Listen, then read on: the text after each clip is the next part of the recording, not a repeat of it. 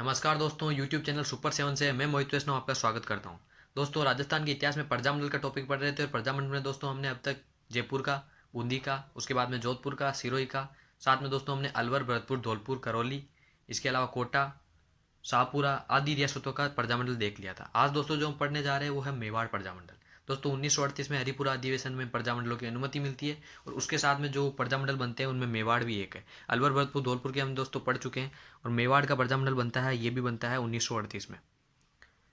1938 में दोस्तों ये प्रजामंडल बनता है और ये बनता है बलवंत सिंह मेहता के घर पे।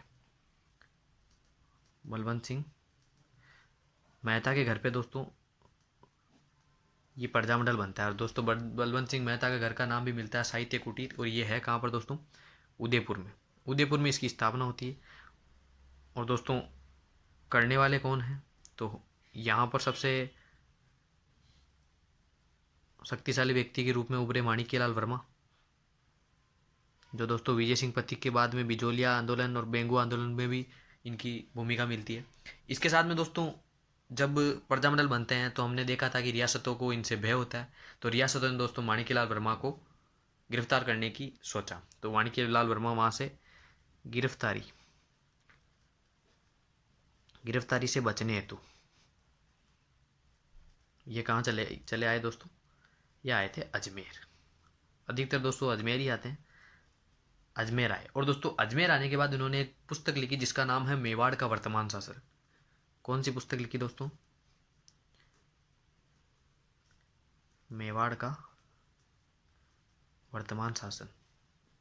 ये दोस्तों इन्होंने पुस्तक लिखी। और दोस्तों एक बात बता दूं आपको, जो मेवाड़ के राजा हैं वो हैं इस समय भोपाल सिंह, और दोस्तों उनके प्रधानमंत्री हैं वो हैं धर्मनारायण काक। भोपाल सिंह ये कौन है दोस्तों? मेवाड़ के महाराणा हैं, महाराणा। और दोस्तों इनके प्रधानमंत्री हैं वो है धर्मनारायण काक।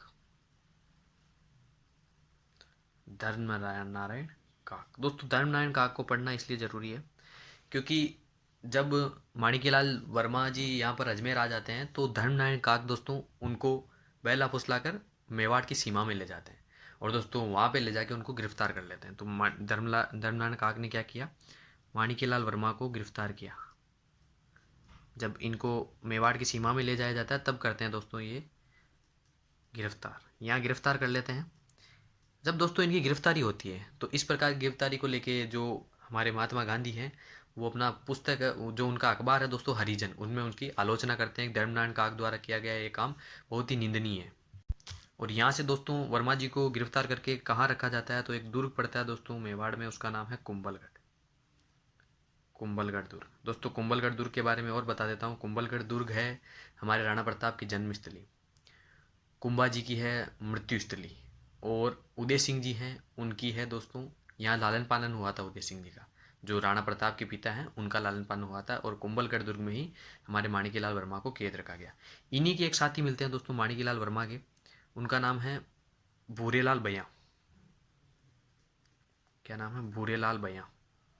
उनको भी दोस्तों इनके साथ में बंद रखा जाता है, कैद गिरफ्तार कर लिया जाता है। और दोस्तों उनको जिस दुर्ग में रखा जाता है जिसका नाम है सराड़ा दुर्ग, ये भी दोस्तों मेवाड़ का है, सराड़ा दुर्ग। और दोस्तों सराड़ा दुर्ग को तो ये कहा जाता है मेवाड़ का काला पानी। दोस्तों काला पानी की सज़ा दी जाती थी अंग्रेजों के काल में, अंडमान निकोबार द्वीप समूह में छोड़ दिया जाता था कैदियों को। और दोस्तों जो मेवाड़ का जो दुर्ग बोला जाता है काला पानी, वो है सराड़ा दुर्ग। तो ये क्या है?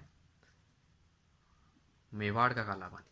दोस्तों ये फैक्चुअल टॉपिक है, इस पर बहुत ध्यान देना पड़ता है और आप भी ध्यान दीजिएगा क्योंकि इसी में से लगभग क्वेश्चन बनते हैं। किसान आंदोलन, जनजातीय आंदोलन और प्रजामंडल आंदोलन, दोस्तों ये सबसे इंपॉर्टेंट रूप में देखे जाते हैं। जैसे एकीकरण में दोस्तों सब एक तरीकों से रटा जा सकता है, बट इनमें जो जो लोग इसमें भूमिका वाले हैं उनको भी पढ़ना पड़ता है।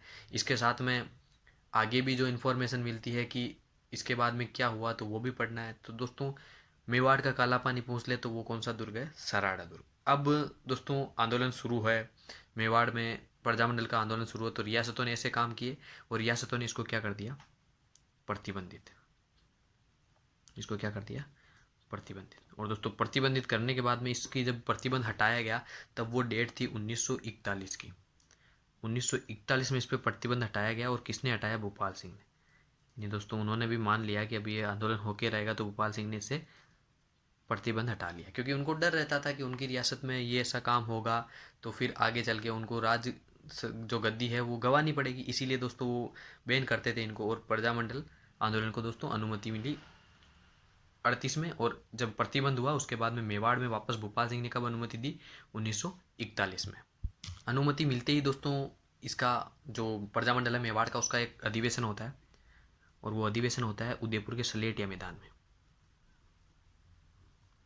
उदयपुर के सलेटिया मैदान में ये क्या होता है दोस्तों? यहाँ पर अधिवेशन। अनुमति मिलते ही दोस्तों अधिवेशन शुरू हो जाता है, और अधिवेशन की अध्यक्षता कौन करते हैं? वो करते हैं माणिक्यलाल वर्मा।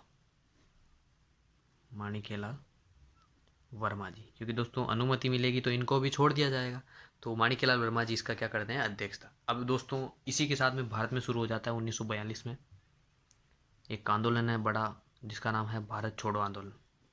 महात्मा गांधी के नेतृत्व में दोस्तों ये आंदोलन शुरू हो जाता है, भारत छोड़ो आंदोलन 1942।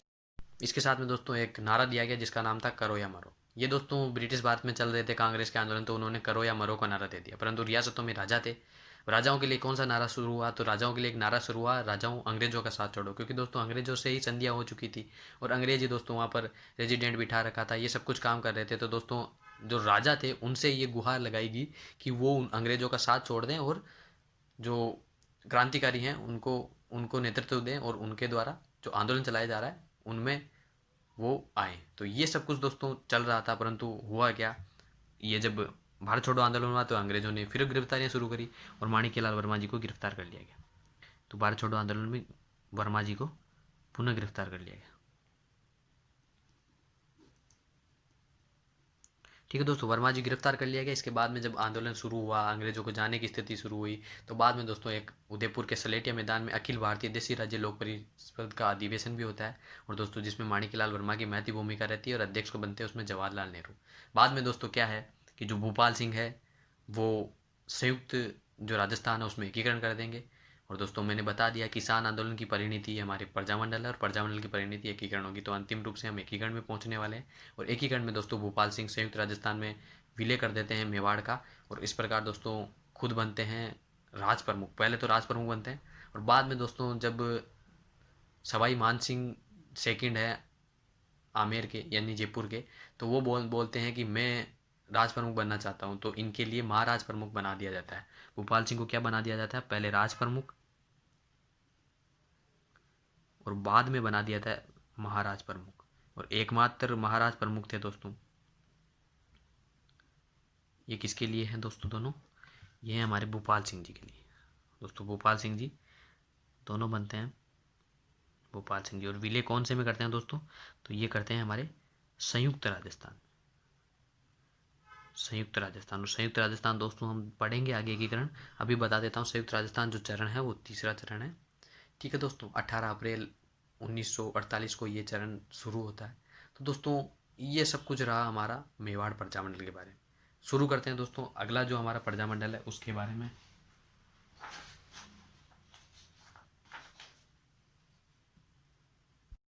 अब दोस्तों फिर से जो छोटे प्रजामंडल है उनका शुरू होता है, और अगला है जो हमारा वो है कुशलगढ़। कुशलगढ़ प्रजामंडल दोस्तों 38 का हमने पढ़ लिया था, और जो कुशलगढ़ प्रजामंडल है उसके बारे में पढ़ते हैं। ये जो प्रजामंडल है दोस्तों ये 1942 में स्थापित होता है। दोस्तों बहुत छोटे हैं, इनमें जो अध्यक्ष हैं उनके बारे में जानना जरूरी होता है। और दोस्तों इसमें जो अध्यक्षता करते हैं वो करते हैं भंवरलाल निगम। भंवरलाल निगम ये दोस्तों इसकी अध्यक्षता करते हैं। ठीक है दोस्तों, ये हुआ हमारा 1942 का। 1942 में दोस्तों इसके बाद में बनता है बांसवाड़ा। बांसवाड़ा प्रजामंडल। और दोस्तों जो बांसवाड़ा प्रजामंडल है ये 1943 में बनता है। और दोस्तों ये बनता किसकी अध्यक्षता में? तो भूपेंद्र नाथ त्रिवेदी है दोस्तों, भूपेंद्र नाथ त्रिवेदी, इनकी अध्यक्षता में दोस्तों ये बनता है। इसके बाद में शुरू होता है हमारा दोस्तों डूंगरपुर प्रजामंडल। और डूंगरपुर प्रजामंडल बनता है दोस्तों ये 43 में, 42 में नहीं है, 1944 में। और जो डूंगरपुर प्रजामंडल है दोस्तों उसमें हमें वागड़ के गांधी जो कहलाते हैं, जिनके जो वागड़ के गांधी हैं वो है भोगीलाल पांड्या, उनके दोस्तों प्रयासों से ये बनता है भोगीलाल पांड्या। उनके प्रयास से दोस्तों ये डूंगरपुर प्रजामंडल बनता है 1944 में। भोगीलाल पांड्या दोस्तों 2 समितियों का निर्माण भी करते हैं, जिसका नाम है हरिजन सेवा समिति, हरिजन सेवा समिति, और इसके बाद में दोस्तों दूसरी है, उसका नाम है वागड़ सेवा समिति, वागड़ सेवा समिति। दोस्तों वागड़ और वागड़ में मैं पहले भी अंतर बता चुका हूँ, तो वो ध्यान में रखिएगा। वागड़ सेवा समिति, इसका दोस्तों निर्माण करते हैं भोगीलाल पांड्या। इसके बाद में दोस्तों हमारा अगला प्रजामंडल आता है, जिसका नाम है प्रतापगढ़, प्रतापगढ़ प्रजामंडल। ये दोस्तों 38 के बाद के हैं। प्रतापगढ़ है दोस्तों 1945 का, और 1945 में दोस्तों यहाँ पर जिसकी प्रेरणा से बनता है वो है ठक्कर बाबा, ठक्कर बाबा। और दोस्तों ठक्कर बाबा हैं आदिवासियों के मसीहा। इनके बारे में हम दोस्तों देख चुके हैं पहले भी, जब हमने किसान आंदोलन पढ़ा उसमें, आदिवासियों के मसीहा,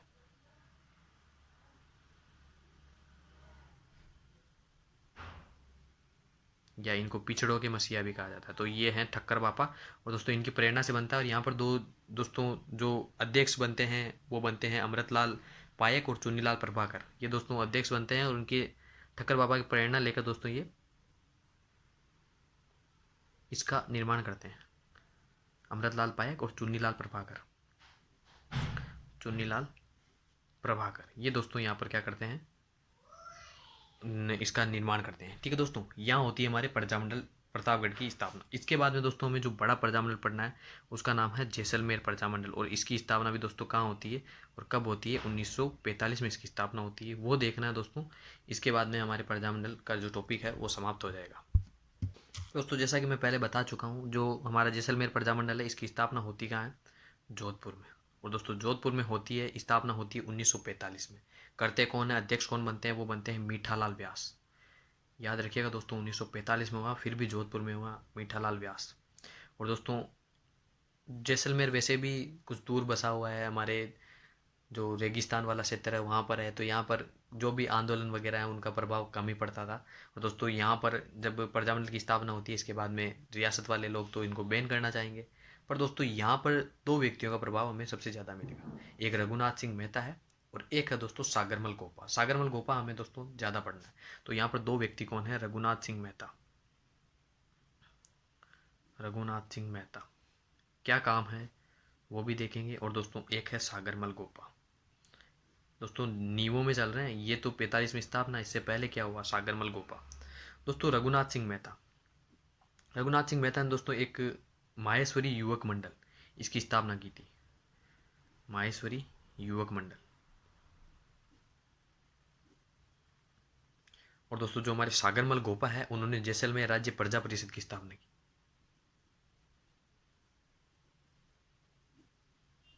और दोस्तों जैसलमेर राज्य प्रजा परिषद की स्थापना कब की उन्होंने, तो ये की थी 1939 में। इसी के साथ में दोस्तों सागरमल गोपा ने और भी कुछ काम किए थे। इनकी दोस्तों 1940 में 3 जो पुस्तकें हैं वो प्रकाशित होती है। एक का नाम है दोस्तों जैसलमेर का गुंडा राज, दूसरा है दोस्तों आज़ादी के दीवाने, और तीसरी है रघुनाथ सिंह मेहता का मुकदमा। तो दोस्तों ये 3 किताबें बहुत इंपॉर्टेंट किताबें हैं। कौन कौन सी है, जैसलमेर का गुंडा राज, जैसलमेर का गुंडा राज, अगला है दोस्तों आज़ादी के दीवाने, आज़ादी के दीवाने, और दोस्तों जो पुस्तक है उसका नाम है रघुनाथ सिंह मेहता का मुकदमा, रघुनाथ सिंह मेहता का मुकदमा। ये दोस्तों इन्होंने 3 पुस्तकें प्रकाशित की। अब दोस्तों ठिकाने वाले जैसलमेर वाले जो क्या करेंगे, तो गुंडा राज लिख रहा है तो दोस्तों उनको वहाँ थोड़े छोड़ देंगे, उनको यहाँ से निष्कासित कर दिया, और वो निष्कासित होने के बाद दोस्तों नागपुर चले जाते हैं। इसके बाद में दोस्तों होता क्या है, इनके पिताजी का हो जाता है देहांत। पिताजी का देहांत होता है, जिस प्रकार दोस्तों इन्होंने जो हलचल मचाई थी जैसलमेर में, तो वो लोग शांत थोड़े बैठेंगे, वो कुल मिलाकर ये चाहेंगे सागरमल गोपा को पकड़ना। तो दोस्तों इनका पिताजी का देहांत होता है, ये आते हैं जैसलमेर। कहाँ आते हैं, जैसलमेर आते हैं। वो दोस्तों जैसलमेर आते हैं, इनको कर लिया जाता है गिरफ्तार। क्या कर लिया जाता है, गिरफ्तार। दोस्तों जेल में ही बैठे रखते हैं, जेल में बैठे रखते हैं। और दोस्तों 3 अप्रैल, दोस्तों दिन है 3 अप्रैल का, 41 में दोस्तों इनके पिता का देहांत होता है, और दोस्तों 3 अप्रैल 1946 का दिन है। इनको जेल के अंदर ही गुमान सिंह नाम का एक इंस्पेक्टर रहता है, वो जिंदा जला देता है। तो क्या होता है दोस्तों, 3 अप्रैल 3 अप्रैल 1946 को क्या कर दिया जाता है दोस्तों, इनको जेल में जिंदा जला दिया जाता है। ठीक है दोस्तों, जेल में जिंदा जलाया गया इनको। बट दोस्तों ठिकाने में खुद की बदनामी होती है, तो लोग क्यों कहेंगे कि हमने जलाया, और गुमान सिंह क्यों कहेगा। इनको जलाने वाला जो अधिकारी था उसका नाम था गुमान सिंह। ये भी दोस्तों क्वेश्चन है, ये फैक्चुअल है दोस्तों पूरा। गुमान सिंह जलाने वाला कौन था, और इस समय जो दोस्तों जैसलमेर के राजा हैं वो भी जान लिया गया। जैसलमेर के राजा इस समय महारावल जवाहर सिंह, महारावल जवाहर सिंह। दोस्तों एक और बात बता देता हूँ, महारावल की उपाधि, महारावल से पहले जैसलमेर में जो उपाधि लगती थी उसका नाम था रावल, रावल, और एक लगती थी महारावल। दोस्तों महारावल जो उपाधि है वो दो जगह मिलेगी आपको, एक डूंगरपुर में मिलेगी और एक मिलेगी यानी दोस्तों डूंगरपुर बांसवाड़ा में मिलेगी, और मिलेगी एक यहाँ पर जैसलमेर वालों। तो ये भी याद रखिएगा कि महारावल की उपाधि लगाने वाले कौन से शासक थे, डूंगरपुर के थे और जैसलमेर के। तो गुमान सिंह ने इनको जिंदा जला दिया।